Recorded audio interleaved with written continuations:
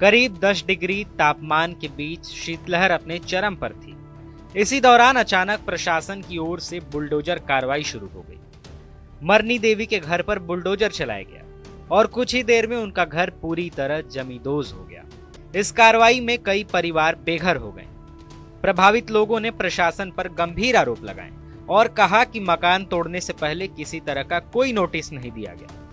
मरनी देवी ने बताया कि उनके पास रहने का कोई साधन नहीं बचा है। उन्होंने कहा कि वे बेहद गरीब हैं और अब उनके सामने सड़क पर रहने की नौबत आ गई है। उनका कहना था कि उन्हें कोई पूर्व सूचना नहीं दी गई। अचानक जेसीबी के साथ लोग आए, सामान हटाने को कहा और फिर घर गिरा दिया।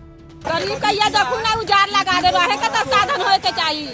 कहाँ जाएगा ठंडा में बच्चा बुच्ची लेके? तो एनओसी आप लोग को अति नहीं दिया गया था? नहीं, किछो ना मिला है। कागज पत्र परसों कहला का यही में ढाई सब लगा दिया था। कब मतलब कितना परिवार में कितना लोग है आप लोग? 6 या 7 व्यक्ति। कहाँ रहेंगे अब आप लोग? अब देखिए कहाँ रहेगा, रोड पर रहेगा, कहाँ रहिएगा, ठंडा में बच्चा मरेगा। पीड़ित परिवारों ने बताया कि वे पिछले करीब 30 वर्षों से उसी स्थान पर रह रहे थे, लेकिन एक ही दिन में सब कुछ उजड़ गया। कम से कम 30 वर्ष से था। 30 वर्षों से आप? हाँ, 30 वर्ष से था। अच्छा, तो आप लोगों को इसका सूचना वगैरह दिया गया था कि नहीं? नहीं, कुछ भी नहीं। कल सर्वे किया, इस बार ये काम कर दिया। अच्छा, तो क्या आपका क्या कहना है? क्या कहना है कि कमरे से सरकार के मंजूरी चाहिए कि बसने के लिए जमीन उमीन चाहिए। अच्छा। बच्चे उच्चे 30 बच्चा लेकर कहाँ जाएंगे? हाँ, 30 परिवार है, 4 भाई है, चारों भाई के दूर जमीन था, वो भी खत्म हो गया। तो आप लोग यहाँ कितने वर्षों से रह रहे थे? 30 वर्ष से ऊपर से सर। आप लोग को नोटिस दिया गया था? नहीं, कोई नोटिस नहीं था। कोई नोटिस नहीं दिया? कोई नहीं था। क्यों? ऐसा ही है, कोई नोटिस से आता तो हम लोग सोच आउट कर लेते, कमरे रहने के लिए, समय पास करने के लिए रख लेते।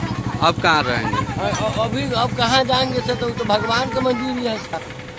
अब भगवान जैसे रखेगा वैसे बच्चे उच्चे लेकर जाएंगे। ग्रामीण महिला काली देवी ने कहा कि ठंड के इस मौसम में वे अपने बाल बच्चों के साथ कहां जाएंगी, यह समझ में नहीं आ रहा है।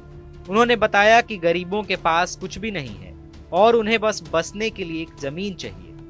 उन्होंने सरकार से आहार और आशियाना जैसी सुविधाएं देने की मांग रखी। काली देवी ने अभी कहा कि सरकार को 3 डिसमिल जमीन और घर बनाने के लिए 5 लाख रुपए की सहायता देनी चाहिए। उन्होंने बताया कि उनके परिवार में 7 सदस्य हैं और अब वे भी कहां जाएंगे, इसका जवाब नहीं है। उनका कहना है कि इस दौरान लोगों के माल मवेशी और सारा घरेलू सामान भी उजड़ गया।